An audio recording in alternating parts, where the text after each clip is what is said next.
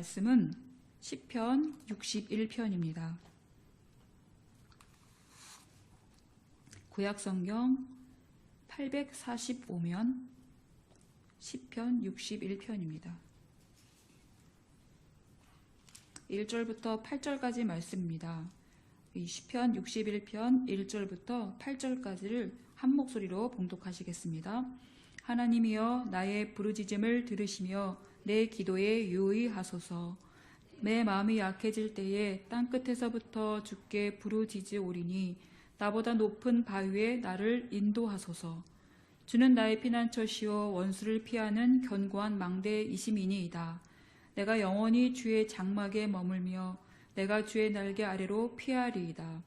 주 하나님이여 주께서 나의 서원을 들으시고 주의 이름을 경외하는 자가 얻을 기업을 내게 주셨나이다. 주께서 왕에게 장수하게 하사 그의 나이가 여러 대에 미치게 하시리이다.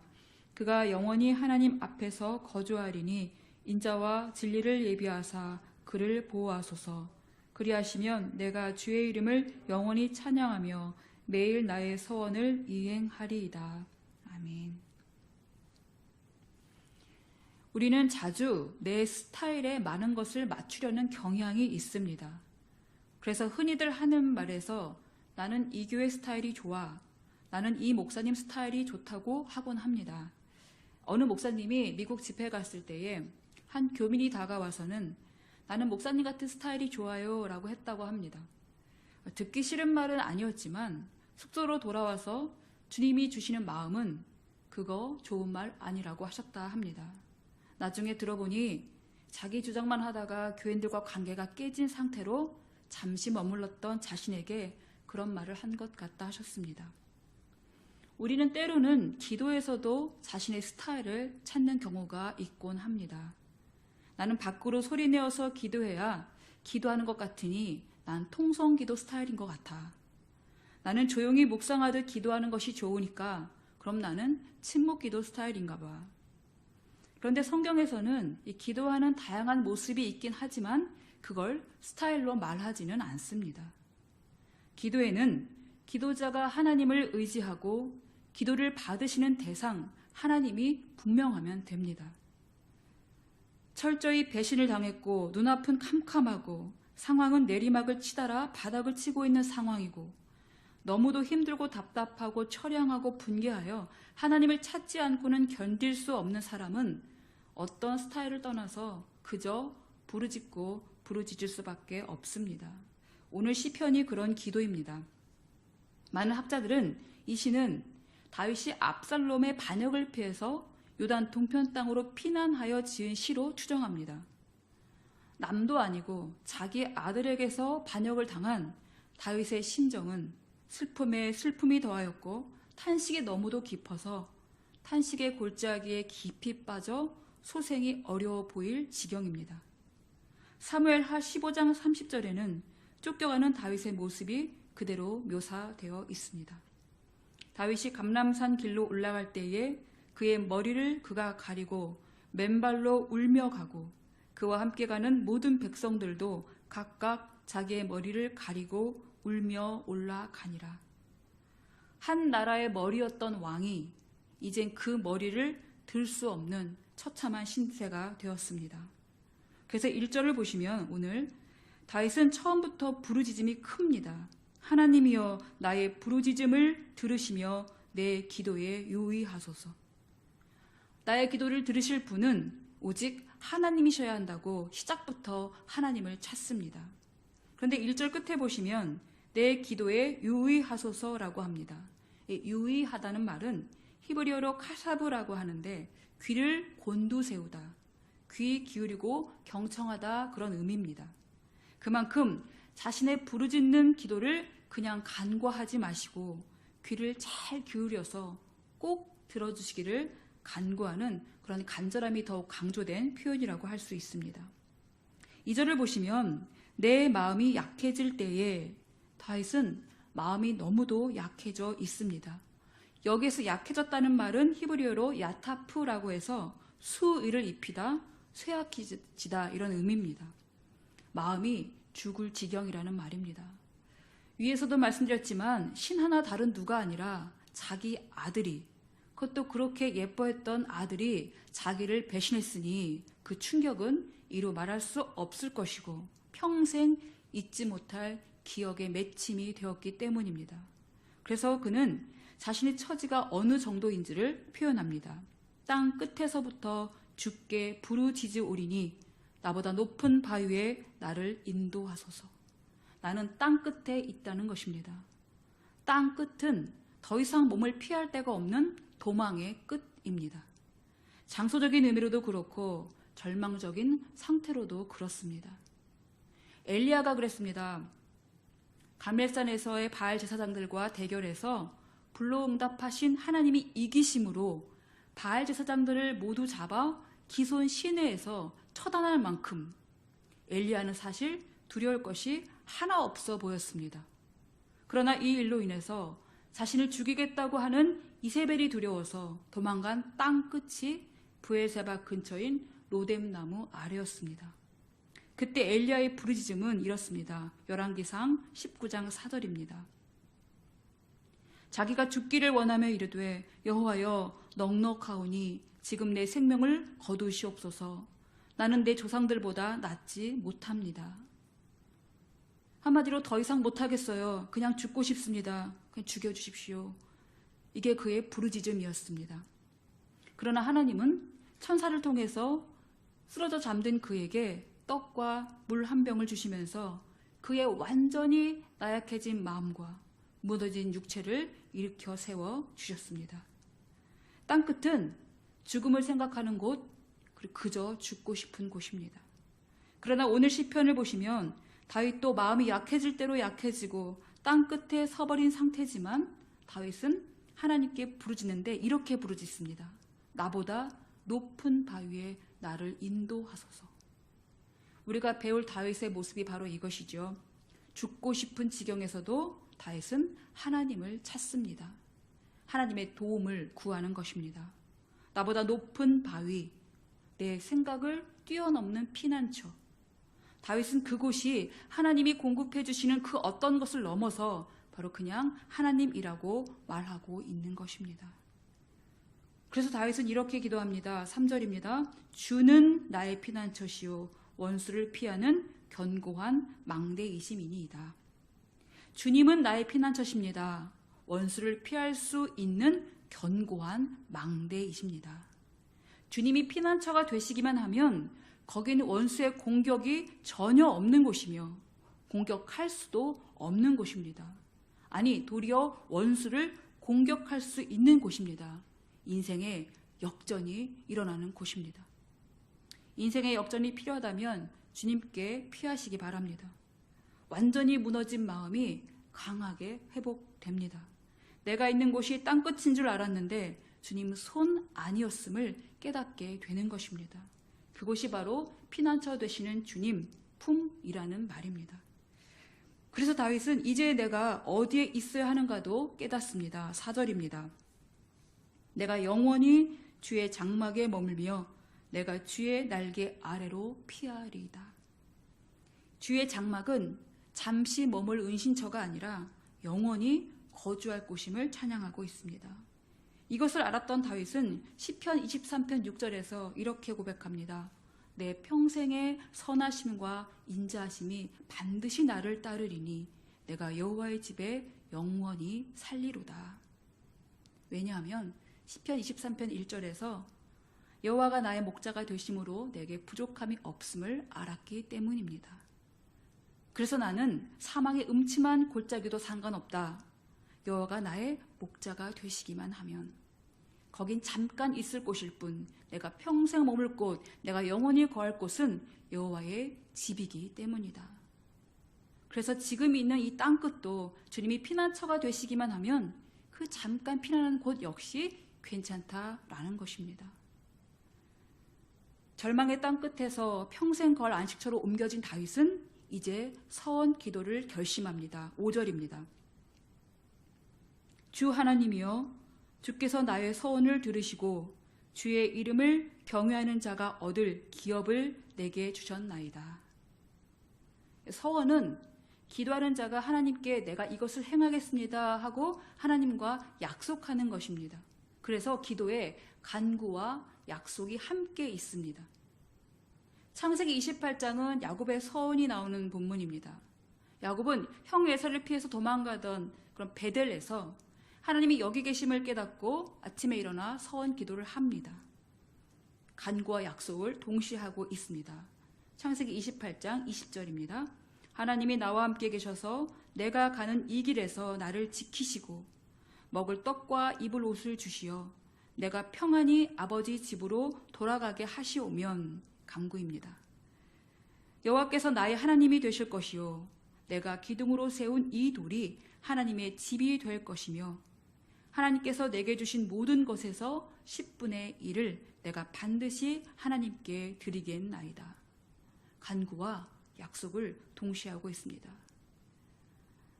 그런데 더 놀라운 것은 하나님은 이렇게 서원한 기도를 결코 잊지 않고 응답해 주신다는 것입니다.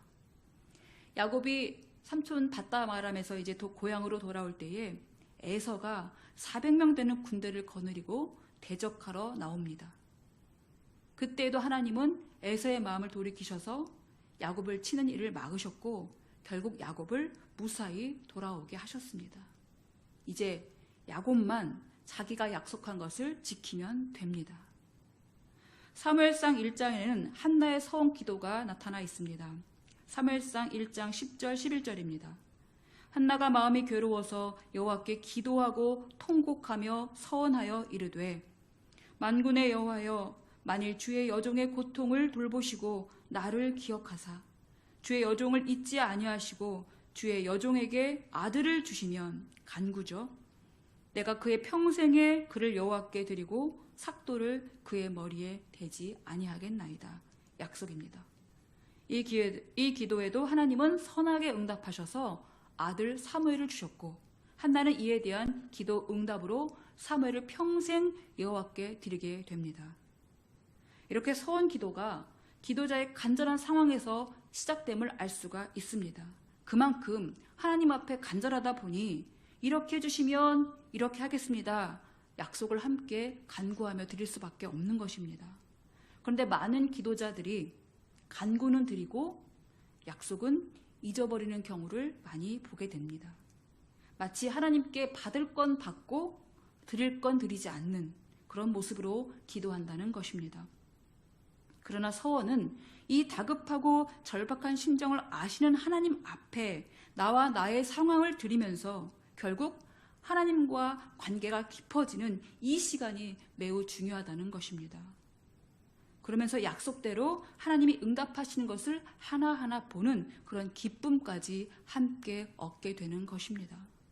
이 기쁨을 맛보아야 한다면 하나님께 기도하지 않을 수 없게 되고 기도에서 무엇을 받는다는 그 획득의 기쁨보다는 하나님과의 관계가 깊어지는 그 교제의 기쁨, 말로 다 할 수 없는 교제의 기쁨을 얻게 된다는 것입니다.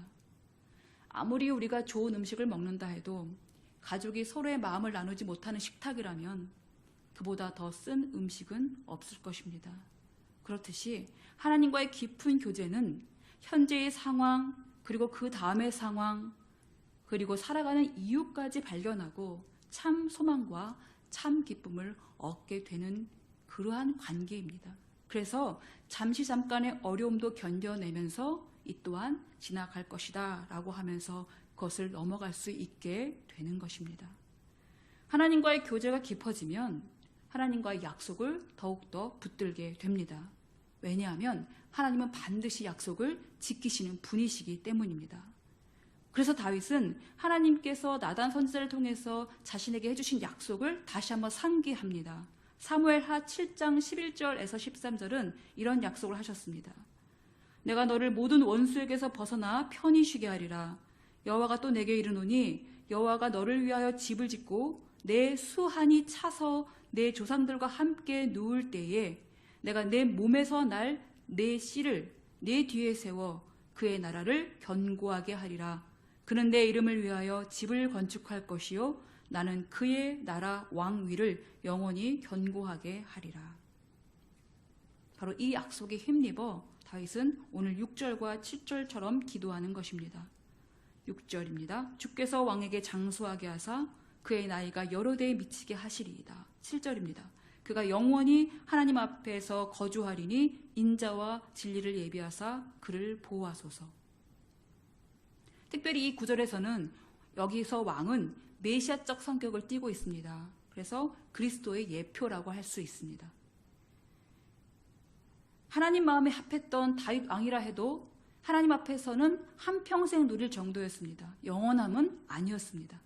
여기에선 영원히 하나님 앞에서 거주하리니 라고 말씀합니다. 따라서 하나님 앞에서 영원한 보좌에 계시는 예수 그리스도를 말하고 있는 것입니다.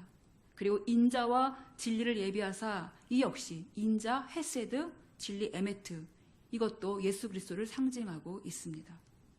하나님께서 우리 주 예수 그리스도의 왕자를 그의 우편에 영원히 붙들어주고 계시니 우리는 주님을 피난처로 삼아 평생 거하겠다고 기도하면서 고백하면 내 필요, 내 형편, 내 상황 다 아시는 주님께서 얼마나 좋은 것으로 우리에게 덧입혀 주실까 기대하지 않을 수 없게 되는 것입니다. 이제 다윗의 기도는 탄식을 넘어서 찬양으로 향합니다.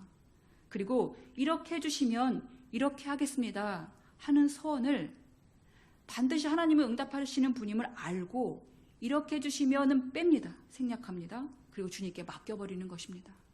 그리고 이렇게 하겠습니다를 매일 고백하겠다고 말합니다. 8절입니다.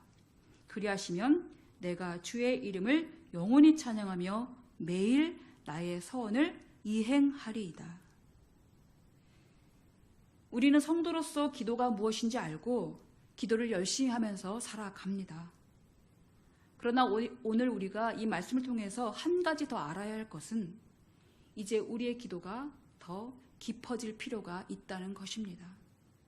기도가 깊어지면 하나님의 것을 맛보는 기쁨이 생기기 때문에 세상 것의 달콤함에 그 맛에 계속적으로 추구해가지 않습니다. 그 맛볼 필요성을 더 이상 느끼지 않게 됩니다. 조미료가 잔뜩 들어가는 음식은 한두 번 당겨도 금세 물리죠. 그렇지만 재료 본연의 맛을 맛보기 시작하면 그 자체에서 우러나오는 그 신비하고 오묘한 맛 때문에 계속 그 맛에 빠져들게 되는 것이죠. 하나님의 것은 전부가 그렇습니다. 그러니 이렇게 해주시면 이것을 완전히 주님께 맡기고 이렇게 하겠습니다를 매일 고백함으로 살아가는, 그래서 어려운 중에도 하나님과의 관계가 더 깊어지는 그런 우리 모든 성도들 되시기를 간절히 바랍니다. 우리 오늘 말씀 생각하면서 한 가지 같이 기도하려고 합니다. 첫 번째 같이 기도 제목은 어려움에 처한 가정을 위해서 함께 기도하면 좋겠습니다. 가정들을 위한 기도인데요. 경제적으로 어려운 분들 많습니다. 또 질병으로 인해서 고통받는 분들도 많습니다. 또 자녀 문제로 인해서 어려운 분들이 많습니다. 이 모든 어려운 문제들, 우리 가정에서 일어날 수 있는 문제들인데 이건 모두 주님께 맡기고 기도할 수 있는 우리 분당소망교회 가정들 되게 해 주시옵소서. 우리 함께 같이 합심해서 작은 소리로 기도하도록 하겠습니다.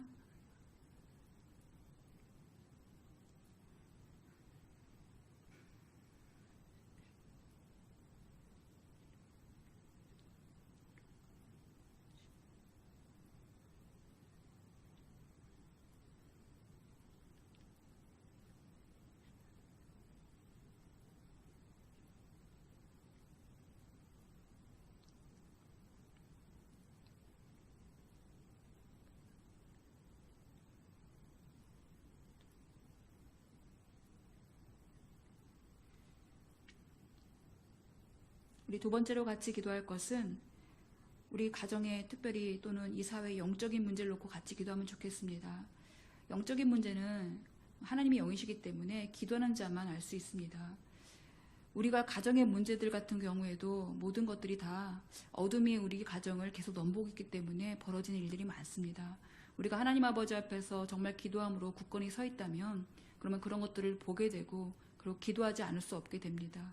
우리의 가정들이 하나님께서 우리와 어떻게 함께 하시는지를 볼 수 있는 가정 될 수 있도록 계속 기도하는 가정 되어져서 오늘 말씀하신 것처럼 정말로 우리가 하나님과 관계가 깊어짐으로 말미암아 세상에서 이렇게 일어나는 많은 자글자글한 일들 때문에 우리가 막 일희일비하면서 움직일 것이 아니라 정말로 하나님의 그 깊은 교제 속에서 하나님께서 보여주시는 그 넓은 그 영적인 세계를 볼 수 있는, 그리하여 지금의 현 상황도 하나님께서 어떻게 이루어 가시는지를 우리가 믿고 맡길 수 있는, 정말 하나님을 의지할 수 있는 그런 우리 가정들 되게 달라고.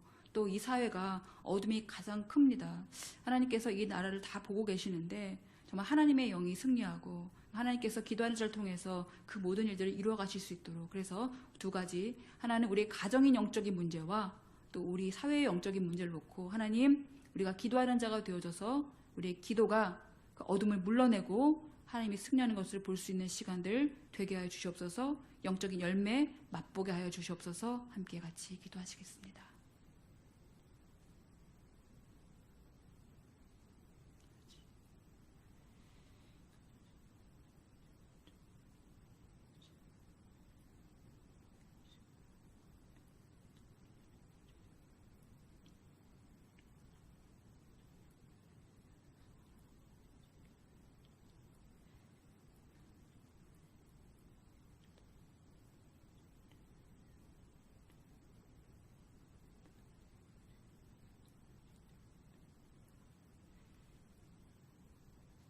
하나님 감사합니다. 오늘도 우리가 주님 아버지 앞에 기도함으로 나아가게 하시니 감사합니다.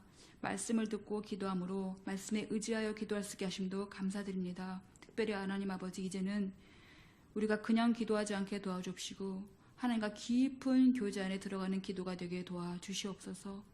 하나님께서 우리에게 말씀하시는 것들을 우리가 하나하나 깨달아 알 수 있도록, 모르면서 지나가지 않도록 우리에게 영적인 깨우침을 허락하시고 영적인 분별도 허락하시고 이 가정의 문제와 이 사회 문제들을 올바로 볼 수 있는 아버지 그러한 하나님의 자녀들, 하나님의 영을 담은 자녀들 되게 도와주시옵소서. 특별히 하나님 아버지, 가정에 어려운 일들이 많습니다.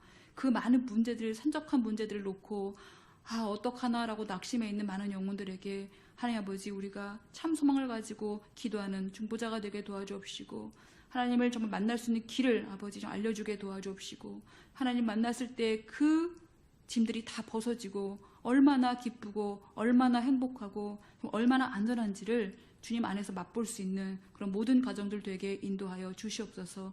이 사회도 주님께서 그렇게 붙들어 주셔서 아버지, 어둠이 이기는 것 같지만 결코 어둠이 이길 수 없음을, 이미 예수님께서 어둠을 이겨내시고 승리하셨다는 것을, 그리고 하나님 보좌 우편에 앉아서 우리를 위해서 여전히 중보하고 계신다는 것을 우리가 믿으며 더욱더 담대하게 아버지 기도로 또 이 세상의 어둠을 물러내며 나갈 수 있는 우리 믿음의 복된 자녀들 되게 도와주시옵소서. 오늘도 주님께서 우리와 함께 하셔서 우리를 기렇게 사랑하시는 주님의 사랑을 우리가 오늘도 깨닫고 또 그렇게 힘있게 남은 하루를 살아갈 수 있도록 우리 온 가정의 식구들을 붙들어 주시기를 간절히 바랐고 원하오며 모든 말씀 예수님의 이름으로 기도드립니다. 아멘. 주님 가르쳐 주신 기도로 기도에 마치겠습니다. 하늘에 계신 우리 아버지, 아버지의 이름을 거룩하게 하시며 아버지의 나라가 오게 하시며 아버지의 뜻이 하늘에서와 같이 땅에서도 이루어지게 하소서. 오늘 우리에게 일용할 양식을 주시고 우리가 우리에게 잘못한 사람을 용서하여 준 것 같이 우리 죄를 용서하여 주시고 우리를 시험에 빠지지 않게 하시고 악에서 구하소서. 나라와 권능과 영광이 영원히 아버지의 것입니다. 아멘.